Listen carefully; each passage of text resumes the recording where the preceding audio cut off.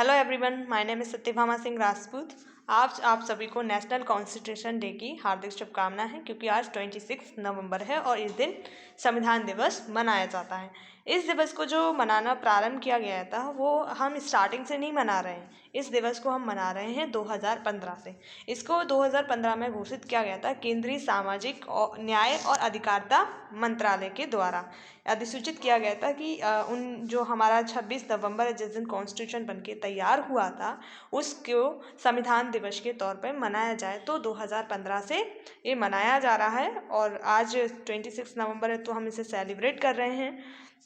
हम संविधान सभा जो हमने गठित की थी, जिसने संविधान बनाया था, उसके बारे में भी जानेंगे, ताकि हम अपने संविधान को समझ सकें कि क्या क्या चीज़ों का उसमें प्रावधान किया गया था जो हमारे लिए आवश्यक थी।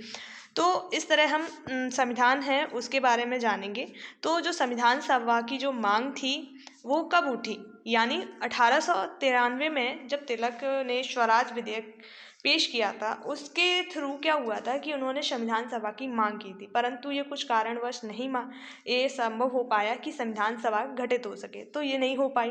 फिर 1922 में गांधी जी के द्वारा मांग की गई थी कि संविधान सभा गठित की जाए, ताकि हमें भी वो राइट मिले जो अन्य देशों के लोगों को मिले हुए हैं। फिर 1928 में जो नेहरू रिपोर्ट, जिसको अगस्त रिपोर्ट भी बोला जाता है क्योंकि जो अगस्त में आई थी, इसमें भी संविधान सभा की मांग की गई, परंतु इसमें भी संविधान सभा का निर्माण नहीं हो पाया था। फिर क्रिप्स जो मिशन आया था 1942, उसमें भी मांग की गई थी कि संविधान सभा गठित होनी चाहिए, इसमें भी नहीं गठित हो पाई। और जो फिर 1946 में कैबिनेट मिशन आया था, इसके तहत संविधान सभा का गठन किया गया था। और अगर हम आधिकारिक रूप से संविधान सभा के निर्माण की बात की जाए तो वो मांग की थी हमने 1935 में संविधान सभा की, और जो प्रस्ताव रखा था वो 1934 में जो विचार रखा था वो रखा था एम.एन. रॉय, जो हमारे संविधान सभा के सलाहकार भी रहे थे। तो इस प्रकार हमने संविधान सभा की मांग का प्रस्ताव रखा। इसके लिए हमने क्या ड्राफ्टिंग कमेटी बनाई, और जो संविधान का पूरा प्रारूप किस प्रकार से तैयार होगा उसके लिए ड्राफ्टिंग कमेटी बनाई। इसमें 7 सदस्य थे, जिसके अध्यक्ष डॉक्टर भीमराव अम्बेडकर थे और गोपाल स्वामी अयंगर थे जो इसके सदस्य थे। कृष्णमाचारी अय्यर हैं, के.एम. मुंशी हैं, मोहम्मद सादुल्ला हैं, एन माधवन जो बी.एल. मित्र के स्थान पर बने क्योंकि इनकी मृत्यु हो गई थी कार्यकाल के दौरान ही। तो टी.टी. कृष्णमाचारी थे जो डी.पी. खेतान के स्थान पर बने थे। इस प्रकार हमारे 7 सदस्यीय निकाय था। और क्वेश्चन भी पूछा जाता है कि प्रारूप समिति का गठन कब हुआ था, तो 29 अगस्त 1947 को, जिसके अध्यक्ष भीमराव अम्बेडकर, और इसमें 7 सदस्य थे। ठीक, अब हम जो नेक्स्ट लेवल पढ़ेंगे वो संविधान का निर्माण, यानी हमारे संविधान का निर्माण के लिए एक पूरा प्रारूप बना दिया गया था कि किस प्रकार से होगा। तो जो 1946 में जो कैबिनेट मिशन बना था, उसने बता दिया था कि किस प्रकार से बनेगा। तो हमारे जो टोटल संविधान सभा में सदस्य थे वो 389 थे, जिसमें से 296 निर्वाचित थे, यानी 10 लाख जनसंख्या पर, यानी प्रत्यक्ष रूप से तो नहीं बोलेंगे कि प्रत्यक्ष रूप से चुन के गए थे, परंतु 10 लाख जनसंख्या पर इन्हें चुन लिया गया था। जिसमें से 292 जो थे वो ब्रिटिश प्रांतों से थे, और 4 थे वो चीफ कमिश्नर प्रांत थे, वहाँ से थे, और 93 हमारी देशी रियासतों से सदस्य थे। ठीक, फिर हमने जो संविधान की जो निर्माण है उसका जो प्रारंभ किया था, उसमें हमने संविधान की बैठकें, जो टोटल 11 बैठकें हुई थी 1949 जो निर्माण तक, और हमारी जो 12वीं बैठक हुई थी वो 1950 में हुई थी। 1950 में 26 जनवरी, जिस दिन हमारा संविधान लागू हुआ था। ठीक, और जो हमारी 11वीं बैठक हुई थी वो हमारी जिस दिन हमारा 26 संविधान बनके तैयार हुआ था, 26 नवंबर 1949। हमारी जो पहली बैठक हुई थी संविधान सभा की वो 9 दिसंबर 1946 को हुई थी, जिसके जो अध्यक्ष थे उस समय अस्थायी, मतलब कोई परमानेंट अध्यक्ष नहीं बना था, डॉक्टर सच्चिदानंद सिन्हा को बनाया गया था। और उसके बाद जो 11 तारीख को हमने राजेंद्र प्रसाद को अध्यक्ष बनाया। इसके जो उपाध्यक्ष थे वो एस.सी. मुखर्जी और बी.टी. कृष्णमाचारी थे। और संविधान जो सभा थी उसके सलाहकार, तो संवैधानिक सलाहकार थे VN राव। फिर 13 दिसंबर को 1946 को जवाहरलाल नेहरू ने उद्देश्य प्रस्ताव है वो पेश किया, जिसमें क्या था, संविधान के निर्माण किस प्रकार से होगा, उन सभी तथ्यों को रखा था और इनको हमारे संविधान में शामिल किया गया। जैसे कि संविधान कैसा होगा, यानी हमारा देश कैसा होगा, ये संपूर्ण प्रभुत्व संपन्न देश होगा, हमारा संघीय व्यवस्था होगी। इस प्रकार के प्रावधान उद्देश्य प्रस्ताव में थे और जिसे 22 जनवरी 1947 को पारित कर दिया गया था। ठीक, अब हम जो पढ़ेंगे वो संविधान के सोर्स पढ़ेंगे कि हमने संविधान में कहाँ कहाँ से प्रावधान लिए थे जो हमारे संविधान में हमें देखने को मिलते हैं। जैसे कि भारत शासन अधिनियम 1935। अब माना जाता है कि हमारा जो भारत शासन अधिनियम था, जो ब्रिटिश गवर्नमेंट के साथ टाइम पीरियड में, ऐसा कहा जाता है कि पूरा का पूरा हमारा कॉन्स्टिट्यूशन वही है, पर ऐसा नहीं है, ये मिथ है। क्योंकि हमने जो अपने आवश्यकता अनुसार इसमें प्रावधानों को लिया जो हमारे लिए सुटेबल थे। जैसे हमने संघीय तंत्र लिया, राज्यपाल का कार्यालय लिया, न्यायपालिका, लोक सेवा आयोग, आपातकालीन उपबंध, प्रशासनिक विवरण। ब्रिटेन के संविधान से हमने संसदीय शासन प्रणाली ली, और जैसे कि हमारे जो देश में अभी ये वो संसदीय शासन प्रणाली देखने को मिलती है। ठीक है, और जैसे हेड ऑफ स्टेट है हमारा, वो हमारे द्वारा चुन के नहीं जाता, हमारे द्वारा जो लोग चुने भेजे जाते हैं उनके द्वारा नियुक्त होता है। विधि का शासन है, और इसमें जो संसदीय शासन प्रणाली होती है उसमें प्रधानमंत्री मेन हीरो रहता है, क्योंकि वही पूरे देश को गवर्न करता है। वास्तविक कार्यपालिका का प्रधान वही रहता है। विधि का शासन है, विधायी प्रक्रिया है, एकल नागरिकता। जैसे कि जो अमेरिका है वहाँ पर हमने दोहरी नागरिकता है, तो हमारे यहाँ क्या एकल नागरिकता है। मंत्रिमंडलीय प्रणाली है, कैबिनेट प्रणाली है। परमाधिकार जो रिट है, जो हमारे मतलब सुप्रीम कोर्ट और हाई कोर्ट के जज जारी करते हैं, वो हमने परमाधिकार रिट भी हमने ब्रिटेन से ली है। और संसदीय विशेषाधिकार है, द्विसदनावाद है, ये सभी हमने ब्रिटेन से लिए हैं। जैसे 361 में बताया गया है संसद को कितने विशेषाधिकार दिए हैं, वो है। ठीक है, संसदीय विशेषाधिकार। फिर संयुक्त राज्य अमेरिका से भी हमने बहुत सारे प्रावधान लिए हैं। जैसे कि जो हमारे फंडामेंटल राइट हैं वो हमने कॉन्स्टिट्यूशन में कहाँ से लिए हैं, अमेरिका से लिए हैं। न्यायपालिका है, न्यायिक पुनर्विलोकन है, न्यायिक सक्रियता है, ये सभी प्रावधान हमने अमेरिका से हैं। उपराष्ट्रपति का पद है, उच्चतम न्यायालय का और उच्च न्यायालय के न्यायाधीशों का पद से हटाया जाना है, और राष्ट्रपति पर महाभियोग। ये महाभियोग जो संविधान के अनुच्छेद 61 में बताया गया है कि राष्ट्रपति को किस तरह से हटाया जाएगा, वो प्रावधान भी हमने अमेरिका से लिया है। आयरलैंड से हमने क्या लिया है, DPSP लिया है, और राष्ट्रपति की निर्वाचन पद्धति भी हमने आयरलैंड से ली है। राज्यसभा के सदस्यों का नामांकन भी आयरलैंड से लिया है। और कनाडा के संविधान से हमने लिया है सशक्त केंद्र के साथ संघीय व्यवस्था, अवशिष्ट शक्तियाँ जो हमारे संसद में निहित हैं और केंद्र में निहित हैं, और राज्यों के राज्यपालों की नियुक्ति किस प्रकार से है वो हमने कनाडा से ली है। उच्चतम न्यायालय के परामर्शी और न्याय निर्णय जो पर अधिकार हैं वो हमने कनाडा से लिए हैं। ऑस्ट्रेलिया के संविधान से हमने संवर्ती सूची ली है, जो हमारे 7th शेड्यूल में 3 प्रकार की सूची है, संघ सूची, राज्य सूची और संवर्ती। जैसे संवर्ती सूची हमने कहाँ से ली है, ऑस्ट्रेलिया से ली है। व्यापार, वाणिज्य और समागम की स्वतंत्रता हमने ऑस्ट्रेलिया से, संसद के दोनों सदनों की संयुक्त बैठक जो ज्वाइंट सिटिंग करते हैं हम, वो कहाँ से लिए, हमने ऑस्ट्रेलिया से लिए। जर्मनी का संविधान से हमने क्या लिया है, आपातकाल के समय मूल अधिकारों का स्थगन। जैसे कि हमारे जो संविधान का अनुच्छेद 359 और 358 जो हमें बताता है कि किस प्रकार से आपातकाल के समय में हमारे जो फंडामेंटल राइट हैं वो सस्पेंड हो जाते हैं। सोवियत संघ का संविधान मूल कर्तव्य और प्रस्तावना में न्याय और सामाजिक, आर्थिक और राजनीतिक जो शब्द हैं वो हमने कहाँ से लिए हैं, USSR यानी US जो आपका रूस है वहाँ से लिए हैं। क्या लिए हैं हमने, न्याय, सामाजिक, आर्थिक, राजनीतिक, जो 3 प्रकार के हमारे जो प्रस्तावना में विस्तृत रूप से बताया गया है उनका हमें सोवियत रूस से लिया गया है। फ्रांस के संविधान से हमने गणतंत्रात्मक और प्रस्तावना में स्वतंत्रता, समता, बंधुता के आदर्श लिए हैं। ये तीनों शब्द हमने कहाँ से लिए, स्वतंत्रता, समता और बंधुता फ्रांस से लिए हैं। दक्षिण अफ्रीका से हमने संविधान में संशोधन करने की जो प्रक्रिया है वो 368 में बताई गई है, संविधान में संशोधन वो लिया हुआ है। और राज्यसभा में सदस्यों का निर्वाचन किस प्रकार से होगा वो हमने साउथ अफ्रीका से लिया है।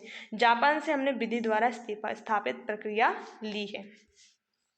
तो इस प्रकार हमने अपने संविधान में कई देशों से प्रावधान लिए जो उनके देशों में अलग प्रकार से थे। हमने अपने देश की परिस्थितियों के अनुसार अपने अनुसार उन्हें प्रावधानों को हमने अपनाया और उनमें परिवर्तन किया। कुछ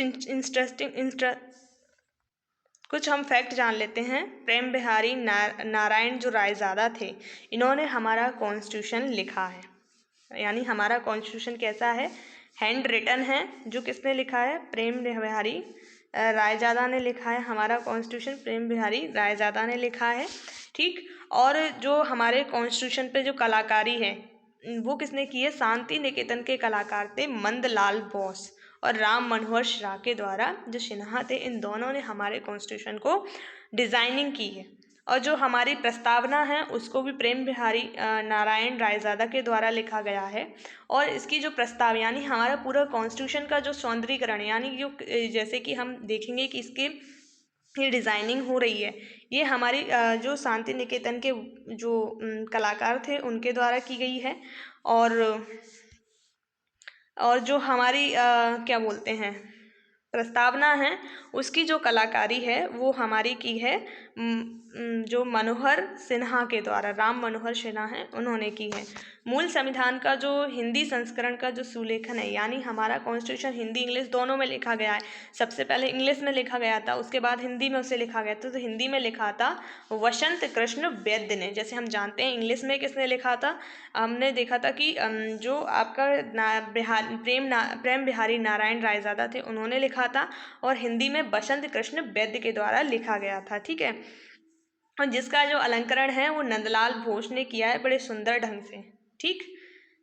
हमारे जो कॉन्स्टिट्यूशन है बहुत ही सुंदर है, क्योंकि हाथ से लिखा होने के बाद भी उसमें ऐसा लगता है कि वो प्रिंटेड है, इतनी अच्छी लिखावट है। हम कुछ और फैक्ट जानते हैं। जैसे हमारे कॉन्स्टिट्यूशन में 395 अनुच्छेद हैं, 22 भाग हैं और 12 अनुसूची यानी शेड्यूल हैं। तो ओरिजिनल कॉन्स्टिट्यूशन में भी 395 अनुच्छेद थे और 22 भाग थे और 8 अनुसूचियाँ थीं। और फिर जो नवी अनुसूची थी वो फर्स्ट कॉन्स्टिट्यूशन अमेंडमेंट 1951 के द्वारा जोड़ी गई थी। और जो सेकंड जो 10वीं अनुसूची थी वो आपकी 1985 में 52वां संविधान संशोधन दल बदल था उसके द्वारा जोड़ी गई। फिर हमारी जो 11वीं अनुसूची थी वो 73वां संविधान संशोधन अधिनियम 1992 था, जो पंचायत की स्थापना करता है, उसमें भी 11वीं अनुसूची जोड़ी गई थी। फिर हमारा जो 74वां संविधान संशोधन नगर पालिकाओं की स्थापना की बात करता है, उसमें 12वीं अनुसूची को जोड़ा गया था। इस प्रकार अनुसूचियाँ जोड़ी गई हमारे संविधान में। और जो अभी ओरिजिनल कॉन्स्टिट्यूशन में हमारे जो 395 ओरिजिनल आर्टिकल हैं, परंतु अभी 445 से ज़्यादा आर्टिकल हो चुके हैं, जो सब भाग हैं उनके, ठीक। अब हमारे जो संविधान को बनने में जो समय लगा था वो 2 साल 11 महीने 18 दिन का समय लगा था। कभी कभी पूछ लिया जाता है कि संविधान को बनने में कितना समय लगा, 2 साल 11 महीने और 18 दिन का समय लगा। हमारा संविधान है जो 26 नवंबर 1949 को बनकर तैयार हो गया था, परंतु लागू कब हुआ था, 26 नवंबर 1950 को, ठीक। और जो 26 नवंबर है उस दिन हम संविधान दिवस मनाते हैं, और 26 जनवरी है उस दिन हम गणतंत्र दिवस मनाते हैं। इसी के उपलक्ष्य में बनाते हैं कि हमारा जो कॉन्स्टिट्यूशन है उस दिन बनके लागू हो गया था 26 जनवरी को, और तो उस दिन हम क्या मनाते हैं, गणतंत्र दिवस। और 26 नवंबर को हम मनाते हैं संविधान दिवस, क्योंकि हमारा संविधान इस दिन तैयार हो गया था। जैसे हमारा जो प्रियम्बल है उसमें बताया गया है, उसमें हम पढ़ते हैं, हम भारत के लोग भारत का एक संपूर्ण प्रभुत्व संपन्न समाजवादी पंथ निरपेक्ष लोकतंत्रात्मक गणराज्य बनाने के लिए तथा उसके समस्त नागरिकों सामाजिक आर्थिक और राजनीतिक न्याय विचार व्यक्ति विश्वास धर्म और उपासना की स्वतंत्रता प्रतिष्ठा और अवसर की समता प्राप्त करने के लिए तथा उन सब में व्यक्ति की गरिमा और राष्ट्र की एकता और अखंडता सुनिश्चित करने वाली वंद्यता बढ़ाने के लिए दृढ़ संकल्प होकर अपनी संविधान सभा में आज तारीख 26 नवंबर 1949 ईस्वी को एतत् द्वारा इस संविधान को अंगीकृत अधिनियमित और आत्म अर्पित करते हैं। यानी हम स्वयं को अर्पित कर रहे हैं, किसी और को नहीं दे रहे हैं। सबसे बड़ी जो पावर है वो है हम भारत के लोग, पूरे कॉन्स्टिट्यूशन की। एक हमारी है संपूर्ण प्रभुत्व संपन्न, हमारा देश एक संपूर्ण प्रभुत्व संपन्न देश है, इस पर किसी का अधिकार नहीं है, हम अपने कोई भी डिसीजन स्वयं ले सकते हैं और किसी के अंडर में नहीं है। समाजवादी व्यवस्था को भी हमारे कॉन्स्टिट्यूशन ने अपनाया है कि जनता का वेलफेयर करना है। और जो नेहरू जी थे उन्होंने बोला था मैं समाजवाद, इस तरह का जो उनकी अवधारणा थी। पंथ निरपेक्ष यानी हमारे देश का कोई धर्म नहीं है। लोकतंत्रात्मक यानी हमारे जो देश का जो प्रमुख होगा वो हमारे द्वारा चुन के जाएगा, कोई वंशानुगत नहीं होगा और हम एक गणराज्य हैं, ठीक। क्योंकि हमारे जो कॉन्स्टिट्यूशन है वो एक लोकतंत्रात्मक प्रणाली की व्यवस्था हमें प्रदान कराता है। हमें सामाजिक, आर्थिक और राजनीतिक न्याय, तीनों प्रकार के न्याय हमारे संविधान के द्वारा उपलब्ध कराए गए हैं। हमें विचारों की अभिव्यक्ति, विश्वास, धर्म, उपासना सभी की स्वतंत्रता हमारे कॉन्स्टिट्यूशन में है, क्योंकि हमें ये सभी प्रावधान हमारे कॉन्स्टिट्यूशन के फंडामेंटल हमें प्रदान कराते हैं। तो प्रतिष्ठा और अवसर की समता भी हमें दी गई है। इस प्रकार हमारा कॉन्स्टिट्यूशन जो बना है एक समग्र विकास की अवधारणा, सार्वभौमिक जो विकास होता है ना किसी का, उसी प्रकार के विकास की अवधारणा पर बना हुआ है, जिससे हमारे देश के प्रत्येक नागरिक का कल्याण हो और प्रत्येक नागरिक इसका लाभ उठा सके और वो इससे वंचित ना रहा जाए। इसलिए हमारे संविधान को विश्व का सबसे बड़ा संविधान कहा जाता है, क्योंकि ये संविधान, हमारा जो संविधान है उसमें 395 अनुच्छेद हैं और ये हस्तलिखित है। जो सबसे पहले संविधान जो लिखा गया था वो अमेरिका का लिखवा गया था 1789 में। फर्स्ट जो हैंड रिटन नहीं, कॉन्स्टिट्यूशन जो लिखित बना था वो आपका अमेरिका का बना था। और हमारा जो भारत है उसका संविधान कई देशों के संविधान से अभिप्रेत है, परंतु सबसे बड़ा संविधान है। इस प्रकार हमने पूरा अपने संविधान सभा से लेके कॉन्स्टिट्यूशन डे मनाए जाने तक सब कुछ डिस्कस किया, और अगर कुछ छूट गया हो तो आप कमेंट करके ज़रूर बताइए। अगर आपको वीडियो अच्छी लगी हो तो लाइक, शेयर एंड सब्सक्राइब कीजिए। एंड वीडियो देखने के लिए थैंक यू।